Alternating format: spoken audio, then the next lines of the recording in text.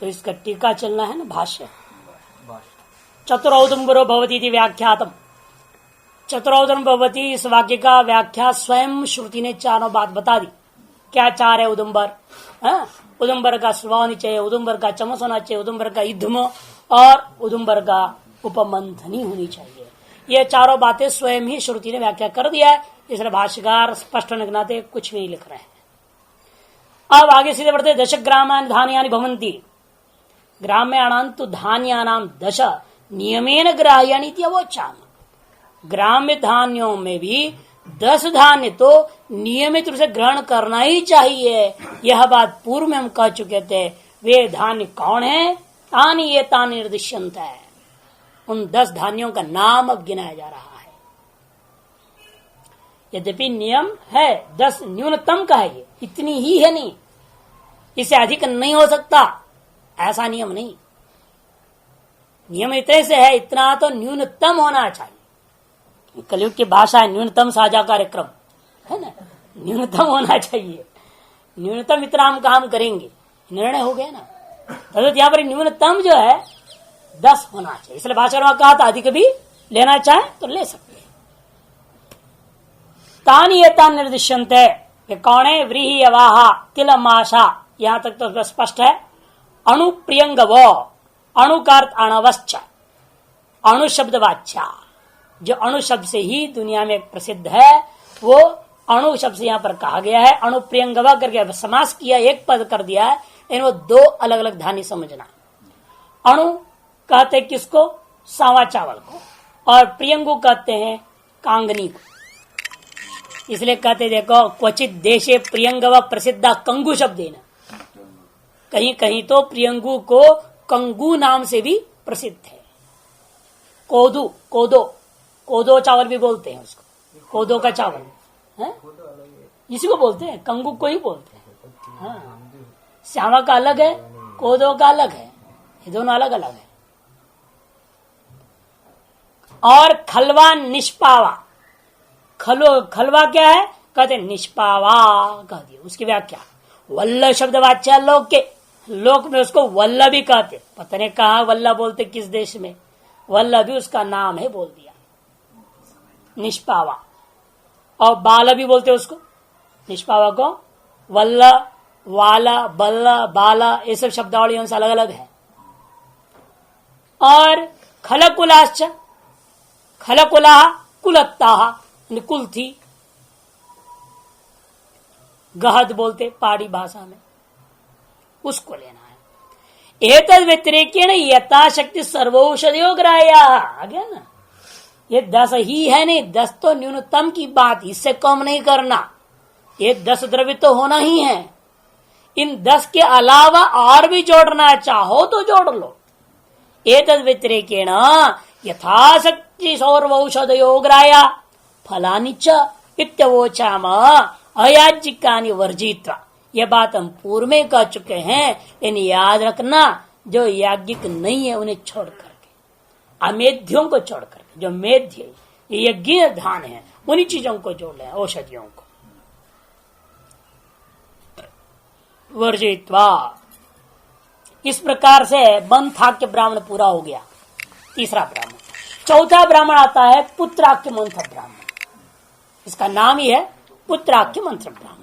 यदि पुत्री की भी लक्षण है, किस प्रकार का पुत्र चाहिए, किस प्रकार का पुत्री चाहिए, उसी हिसाब से नियम बताया। पति पत्नी को किन दिनों में संबंध करना चाहिए, कैसा करना चाहिए, पूर्व में क्या पूजा पाठ होना चाहिए, कितने वेदों का पाठ करना है, कितने ब्राह्मणों से कराना है, सारा नियम जो कुछ भी है पुत्रोत्पत्ति के लिए, या पुत्री योग्य पुत्र पुत्री का उत्पत्ति के लिए है, वो सब कुछ इस पुत्राख्य मंत्र ब्राह्मण, चौथा ब्राह्मण में विचार है। और लेकिन इस विचार पर हम लोग पढ़ते इसलिए नहीं है क्योंकि मुमुक्षु के लिए योग्य नहीं, ये तो गृहस्थी के लिए है, जिसको बच्चा पैदा करना है वो पढ़े है, हम लोगों के काम की चीज तो है नहीं। इसलिए मुमुक्षुओं के काम का न होने से इस ब्राह्मण को हम लोग परित्याग करके आगे बढ़ जाते हैं वंश ब्राह्मण में। वंश ब्राह्मण कहता है, देखिए पृष्ठ संख्या 150-51 में है, 50-25 के बाद सीधे 50-51 में जाइए। अतः षष्ठाध्याय से पंचमम ब्राह्मणम, छठे अध्याय का पंचम ब्राह्मण है, वंश ब्राह्मण कहा जाता है। और यह वंश ब्राह्मण इस खंड का नहीं, संपूर्ण उपनिषद का। पहले भी 2 बार वंश ब्राह्मण गया, लेकिन 2 वंश ब्राह्मण तब तक 2 खंडों की अपनी अपनी थी। अतएव वहां ऋषियों के नाम से, गुरुओं के नाम से, पिता के नाम से लिया गया था, पुल्लिंग वाले शब्दों से बताया गया था। लेकिन यहां स्त्रीलिंग विशेषण से विशेषित पुल्लिंग शब्द लेंगे। स्त्री का नाम पूर्वक पुत्र को बताएंगे। उसने उसको पढ़ाया, अमुक के माँ के लाडले ने अमुक के माँ के लाडले को पढ़ाया, ऐसा बोलेंगे। ऐसे क्यों? भाष्यकार कहते हैं अतः इदानीम समस्त प्रवचन वंश, इस समय समस्त अर्थात संपूर्ण उपनिषद 6 अध्याय वाला नहीं, 8 अध्याय वाला संपूर्ण आरण्यक का जो वंश है उसका वर्णन किया जा रहा है। अतः इत्यादि सानिध्यात कोई शंका कर सकता है, खिल कांड का है, उसी का निवारण करने के लिए भाष्यकार ने समस्त विशेषण प्रयोग कर दिया। इसे टीका में देखिए, विद्या भेदाद अतीत से कांडद्वय से प्रत्येकम वंश भागत्वे अपि। विद्या भेद को लेकर के अतीत कांडद्वय में आपने क्या देखा? प्रत्येक कांड का अपना अपना अलग अलग वंश ब्राह्मण था। नास्य पृथक तद्भागित्वम खिलत्वेन तच्छेषत्वात्। यहां पर लेकिन खिल कांड का यह वंश ब्राह्मण है ऐसा ना समझे, क्योंकि जो खिल कोई स्वतंत्र विद्या नहीं है। खिल कांड में जो विचारित है वह कोई स्वतंत्र विद्या नहीं, वो तो पूर्व चर्चित विद्याओं का ही शेष है। तथा च समाप्तो पठितो वंश, इसलिए समाप्ति काल में पठित जो वंश है वह समस्त से प्रवचन से भविष्यति इत्यर्थ। समस्त जो आरण्यक जो प्रवचन है इसी का वंश जो है समझना। लेकिन ध्यान रखना, पूर्व वंशो पुरुष विशेषित, तृतीयस्तु श्री विशेष स्त्री विशेषित। पूर्व 2 वंश ब्राह्मणों में आपने देखा पुरुष विशेषणों से विशेषित, अमुक पुत्र रूपा या शिष्य रूपा ऋषि ने अमुक को पुत्र रूपा या शिष्य रूपा ऋषि को पढ़ाया, ये क्रम आपने देखा। लेकिन यहाँ पर पुरुष विशेषणों से विशेषित नहीं है, किंतु स्त्री विशेषित। फिर किं कारणम इत्याशंक्या। तब भाष्यकार लिख देते, एक शब्द लिखा स्त्री प्राधान्यात्, कि जन्म और मरण आपने अभी अभी देखा पंचाग्नि में कौन मुख्य है? योषाग्नि। पंचम अग्नि योषा है। जहां पहुंचने पर पुरुष वाचो भवति, ये कहा गया था। आप जो है कर्ममयी जो था ये जीवात्मा, यह पुरुष शब्द वाच्य तब हुआ जब ये स्त्री के योनि में जाकर के वहां से निकलता है। तब आते हुए जन्म के बिना परंपरा का वंश परंपरा, और जन्म का ही कारण स्त्री मुख्य। आते स्त्री प्राधान्य गौण नहीं है, पुरुष गौण हो गया, वो तो बीज बो दिया, काम खत्म हो गया। सारा खेती का मामला है, खेती ढंग से मेंटेन होगा तो ठीक है, नहीं तो बीच में 3 महीना में अबॉर्शन कर देते हैं, लड़की ये पता लगा को मार डालते हैं। ऐसे सब हो रहे कि नहीं हो रहे? जब खेती बिगड़ गया तो सारा काम बिगड़ गया, पुनर्जन्म ही नहीं होगा बेचारे का। इसे कहते स्त्री प्राधान्य जन्मना, जन्म के प्रति स्त्री की प्राधान्यता को होने से यह स्त्री विशेषणों से विशेषित करके पुत्रों की वंश परंपरा बता रहे हैं। गुणवान पुत्र भवती थी प्रस्तुतम। और अभी पूर्व जो ब्राह्मण कौन था? पुत्राख्य मंत्र ब्राह्मण में गुणवान पुत्र प्राप्ति की चर्चा भी हुई है। तो उसको स्त्री को क्या करना चाहिए, पुरुष को क्या करना चाहिए, क्या नियम, क्या कर्मकांड वगैरह सब वर्णन किया। और वहां भी स्त्री प्राधान्यता है, स्त्री का रज पर डिपेंड होता है सब कुछ। उस महीने में स्त्री का रज प्रवाह जो होता है, रजस्वला जो होती है, वह रज प्रवाह का मात्रा कितनी थी वो स्त्री तो जानेगी, पुरुष क्या जानेगा? वो बताएगी सम्यक मात्रा था कि अधिक था कि न्यून था कि कैसे हुआ, वो तो पत्नी तो बताएगी पति को। उसी हिसाब से उसके 8वां दिन, 10वां दिन, 12वां दिन संबंध करना, या 7, 9, 11, 13वां दिन संबंध करना लड़का या लड़की के लिए, ये सब तय किया है। कितनी मात्रा होगी उसी से कौन से दिन में करने पर पुत्र ही होगा। आज स्त्री प्रधान हुआ कि नहीं हुआ, और उसे कर्मकांड बता दिया, इतने ब्राह्मण को बुलाना, इतने वेदों को पाठ करोगे तो ऐसा पुत्र होगा। अति अविवाहित पूर्व में भी हमने गुणवान पुत्रोत्पत्ति संबंधी ही सारी विचार किया हुआ है। अतएव भी स्त्री विशेषित करके वंश का आरंभ होता है। अतः स्त्री विशेषणे नैव पुत्र विशेषणात् आचार्य परंपरा कीर्त्यते। इस स्त्री विशेषण के द्वारा ही यहाँ पर आचार्य परंपरा का कथन किया जा रहा है।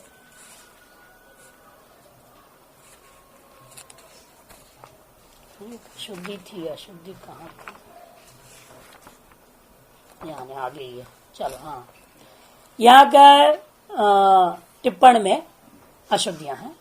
पहला नंबर टिप्पण, श्रौत अथ शब्दार्थम आह इदानीमित है ना। इसके बाद देखिए, कृष्ण प्रवचन समाप्ति अवसर का मतलब क्या? समस्त प्रवचन थी, समस्त से प्रकृत से कांड त्रयात्मक वेदस्य, कांड त्रयात्मक संपूर्ण वेद का, वेदस्य विश्राम नहीं, काटो उसको, वंश आचार्य परंपरा क्रम उच्चति शेषा, यहाँ विश्राम नहीं होनी चाहिए। और स्त्री प्राधान्य त्याग भी पूर्वत्र गुणवत पुत्र हेतुत्वेन, विश्राम काट के प्राधान्य स्त्री नाम एवं प्रस्तुत करता है। ये दोनों जगह विश्राम अधिक है टिप्पण में।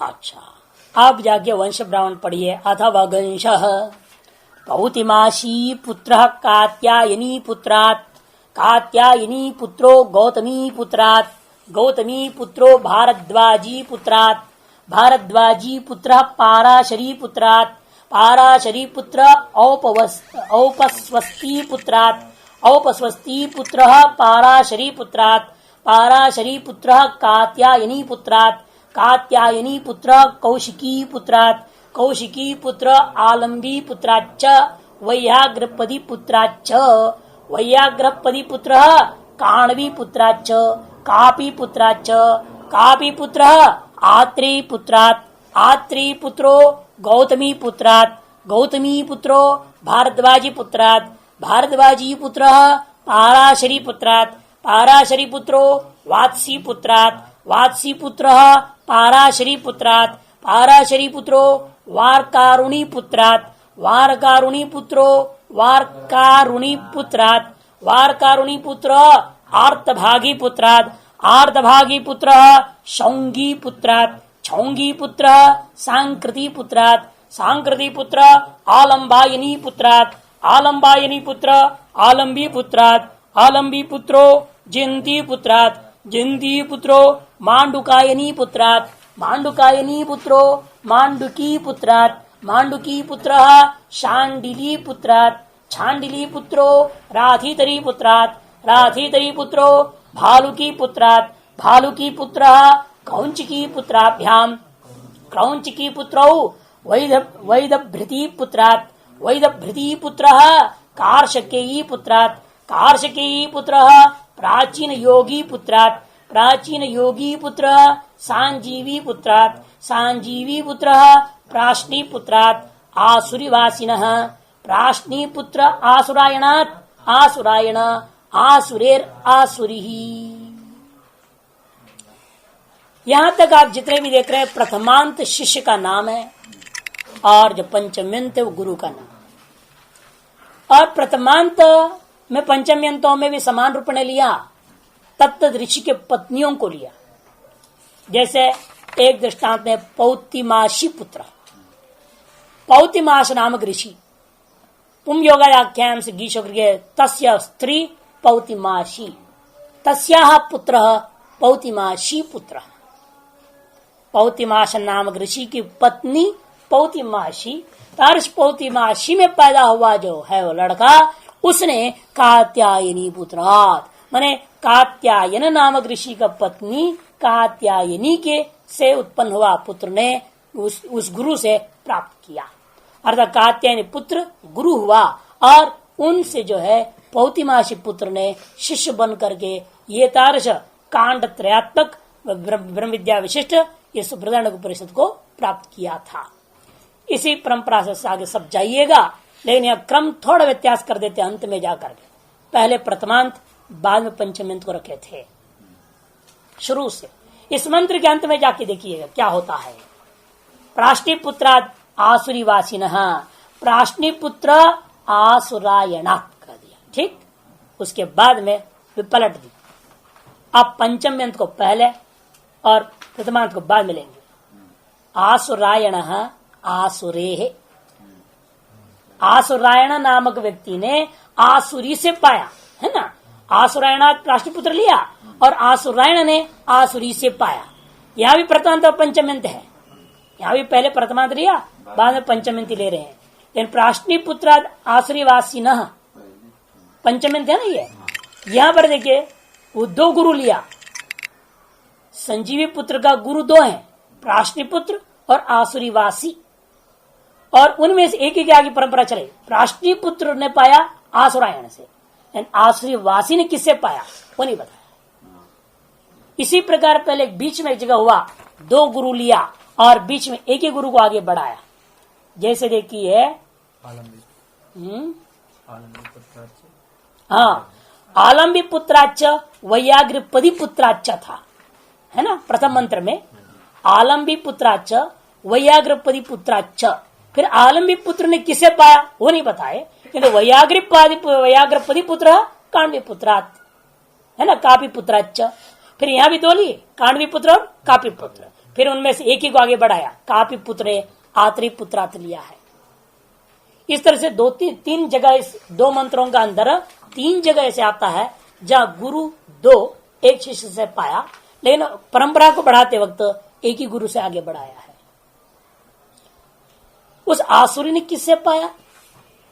याज्ञवल्क्यात्, याज्ञवल्क्य उद्दालकात्, उद्दालको अरुणात्, अरुण उपवेशे है, उपवेशी कुश्रे है, कुश्रीर वाजश्रवसो, वाजश्रवा जिह्वावतो, बाध्योगात्, जिह्वावान बाध्ययोगो, असितात्, वार्षगणात्, असितो, वार्षगणो, हरितात्, काश्यपात्, हरितः कश्यपः, शिल्पात्, कश्यपात्, शिल्पः कश्यपः, कश्यपात्, नैध्रुवेः, कश्यपो नैध्रुवेः, वाचो वाग अंभिन्या, अंभिन्यात्, आदित्यात्, आदित्यायन इति इमानि शुक्लानि यजुंषि वाजसनेयेन याज्ञवल्क्येन आख्यायन्ते। यहाँ पर एक व्यक्ति के दो नाम बताएंगे, यहाँ दो गुरु नहीं, ये विलक्षणता बताना चाहते थे। वहां दो दो गुरु से एक शिष्य ने पाया, यहाँ जो दो नाम आ रहे एक ही व्यक्ति का है। यहाँ देखिए आ रहा है, याज्ञवल्क्य से आसुरी ने पाया था, पूर्व मंत्र का अंत में था ना आसुरी प्रथमांत, यहाँ याज्ञवल्क्य पंचमी, आसुरी याज्ञवल्क्य, और याज्ञवल्क्य ने उद्दालक से, उद्दालक ने अरुण से, अरुण ने उपवेशी से, उपवेशी ने कुश्री से, कुश्री वाजश्रवा से, वाजश्रवा ने जिह्वावत बाध्य योग से, एक ही व्यक्ति का नाम है जिह्वावत बाध्य योग, और उस जिह्वावान बाध्य योग ने क्या किया?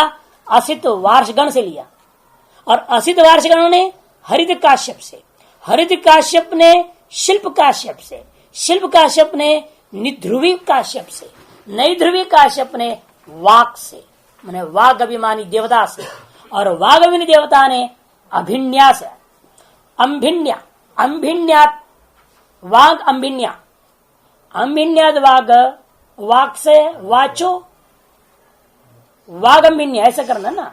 नैध्रुवीर कश्यप ने वाक से लिया और वाक ने अंबिनी से लिया, अंबिनी से फिर आदित्याद, आदित्याद अंबिन्याद प्राप्ति हुई, अंबिनी को आदित्य अंबिनी से प्राप्त हुआ। इत्यानि इमानि शुक्लानि, इत्यानि इमानि शुक्लानि यजुंषि वाजसनेन याज्ञवल्क्येन आख्यायन्ते। आदित्येन सूर्येण याज्ञवल्क्याय प्रोक्तानि इत्यर्थ। आदित्याद आनि इमानि है ना, आनि इमानि,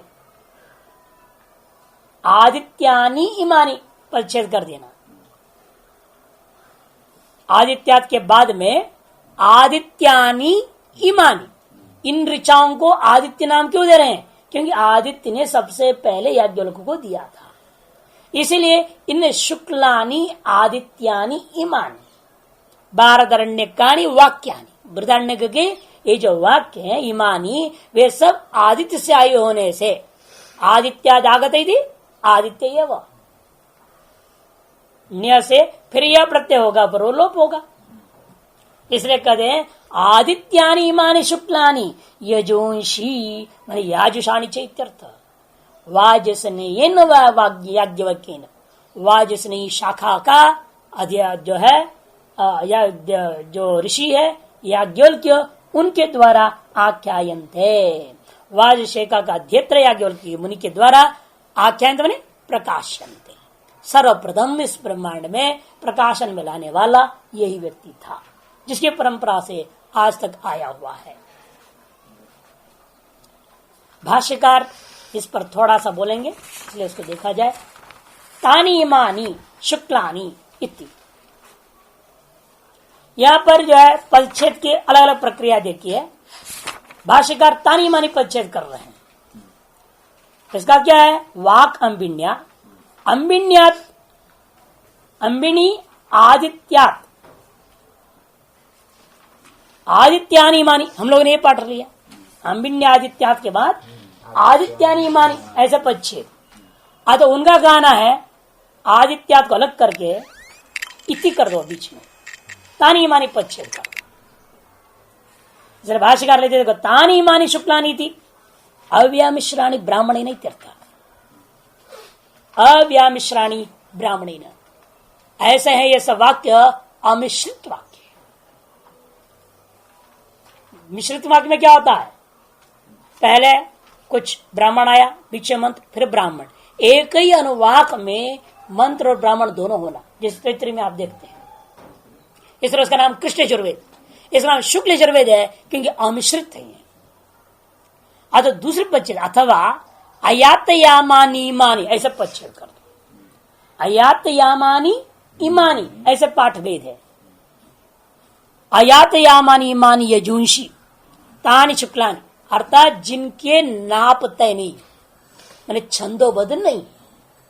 अयात यामानी, जिसके याम माने छंद का जो नाप होता है वह निश्चित नहीं है, ऐसे वाक्यावली रूप यजुंशी तानी शुक्लानी शुद्धानी तेजत, वह भी अमिश्रित होकर शुद्ध ही है। ये इसका अर्थ समझना है। अब अगला मंत्र में जाइए, तब आगे भाष्य जाएंगे। समानम आ सांजीवी पुत्रात, सांजीवी पुत्रो मांडुकायनेर, मांडुकायनि, मांडुकाय मांडव्यात, मांडव्य कौत्सात, कौत्सो माहित्येः, माहिथिर वाम कक्षायणाद, वाम कक्षायण शांडिल्यात, शांडिल्यो वात्स्यात, यहाँ पर वात्स्यात, वात्स्य शुद्ध करो पाठ। कुश्रे है, कुश्रीर यज्ञवचस राजस्तंभायनात्, यज्ञवचा राजस्तंभायनः, तुरात् कावशेयात्, तुरः कावशेयः, प्रजापतेः, प्रजापतिर ब्रह्मणो, ब्रह्म स्वयंभू ब्रह्मणे नमः। समानम आ संजीवी पुत्रात्, इस प्रकार से आगे संजीव पुत्र पर्यंत एक ही वंश चला।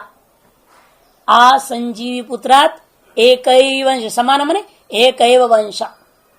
इससे पूरा आपने देखा ना, 3 मंत्रों में वंश भिन्न भिन्न थे, अलग अलग ऋषियों की पत्नियों से अलग अलग पुत्र, और उन लोगों का जो आपस में चला गुरु शिष्य परंपरा। लेकिन यहां तक जो संजीव पुत्र तक चलेगा ब्रह्म से, वो एक वंश है। इसे समानम आ संजीवी पुत्रादिति। और संजीव पुत्र ने किससे पाया था? मांडुकायनी से। मांडुकायनी ने मांडव्य से, मांडव्य ने कौत्स से, कौत्स ने माहित्य से, माहित्य ने वाम कक्षायन से, वाम कक्षायन शांडिल्य से, शांडिल्य ने वात्स्य से, और वात्स्य ने कुश्री से।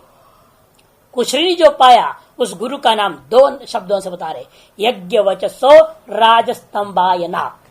उसका नाम यज्ञवचस था और राजस्तंभ का पोता था। और यो यज्ञवचा राजस्तंभ ने किसे पाया? तुरात कावशेय, ये 2 नाम से बता दिया। उसका नाम था तुर और गोत्र था कावशेय। और वह कावशेय तुर ने प्रजापति से, और प्रजापति ने ब्रह्मा से, और वह ब्रह्मा का निर्गुण स्वरूप है, जो स्वयंभू ब्रह्म है, स्वरूप है, तस्मै नमः इति। वह ब्रह्मा स्वयंभू है।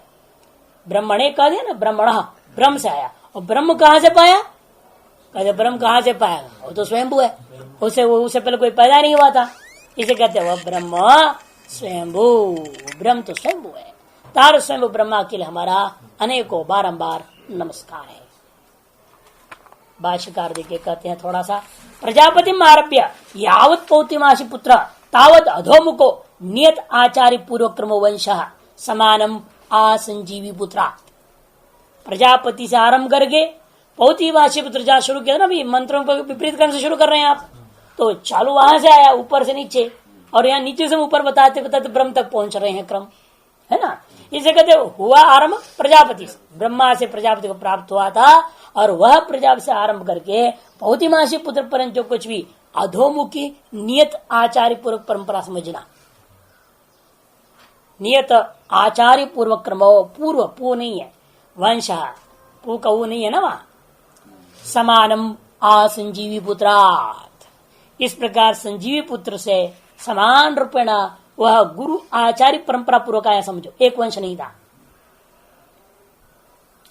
और इन सबको मिला करके एक वेद का एक गुरु परंपरा बन, वंश तात्पर्य गुरु परंपरा हो गया। ब्रह्मण प्रवचनाख्यस्य, ब्रह्म कौन है? वेद भी ब्रह्म हो गए, हाथ पैर वाला ब्रह्मा नहीं है। जिस ब्रह्म से प्रजापति ने पाया, प्रजापति से लेना वो 4 हाथ वाला 4 खोपड़ी वाला ब्रह्मा, वो प्रजापति से लेना है। और उसने कहां से पाया? उसके हृदय में वेद प्रकट हुआ, भगवान आकर उसको कृपा किए, उसके अंदर वेद रूपी ब्रह्म प्राप्त था, उसी से उसने यह पाया है। वही कहते ब्रह्मण में तात्पर्य वेदस्य, यह ब्रह्म शब्द वेद का वाच्य है, नपुंसकलिंग।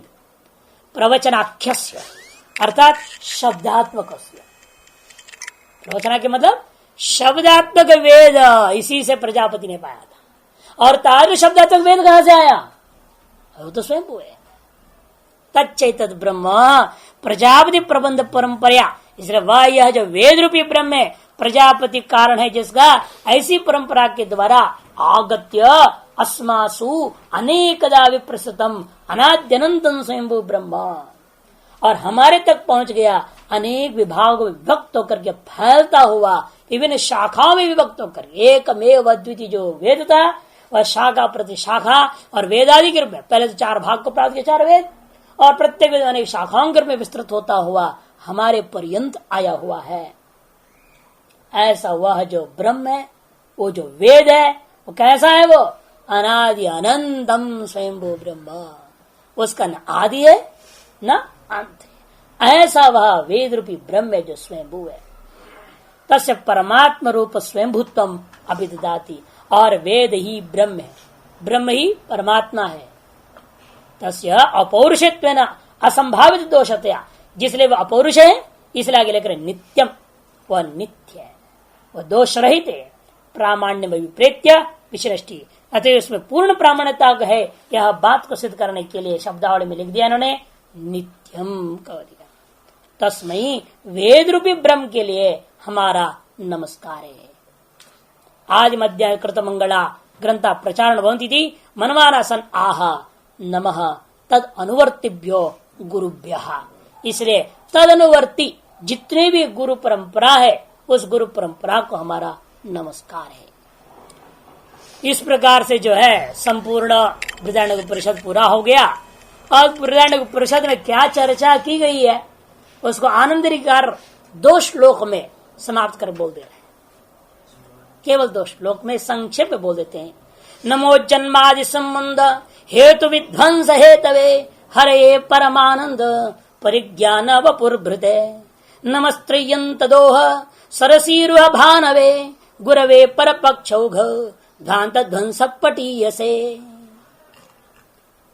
ये वेद ही गुरु है, वेद ही ब्रह्म है। उस वेद रूपी गुरु, वेद रूपी ब्रह्म वही आत्मा है। वह आत्म रूपी गुरु के लिए हमारा नमस्कार है। कैसा आत्मा है, वह आत्मा का विशेषण दे रहे हैं। ऐसी आत्मा के लिए मेरा नमस्कार है। जन्मादि संबंध हेतु विध्वंस हेतु, जन्मादि संबंध कारणीभूत जो अविद्या है, अज्ञान है, उसके विध्वंस का कारणीभूत उस आत्मा के लिए, अतः उस वेद के लिए, उस उपनिषद के लिए हमारा नमस्कार है। हेतु कौन है? अभेद करता हुआ।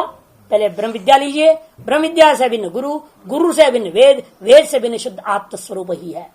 ऐसे आत्मा के लिए हमारा नमस्कार है। हरे परमानंद परिज्ञान वपुर्भृतय, उस हरि के लिए नमस्कार है। क्षीयन्ते चास्य कर्माणि तस्मिन् दृष्टि परावरे, सकल कर्मों को हरण करने वाला उस आत्मा के लिए हमारा नमस्कार है, उस ब्रह्म विद्या के लिए नमस्कार है।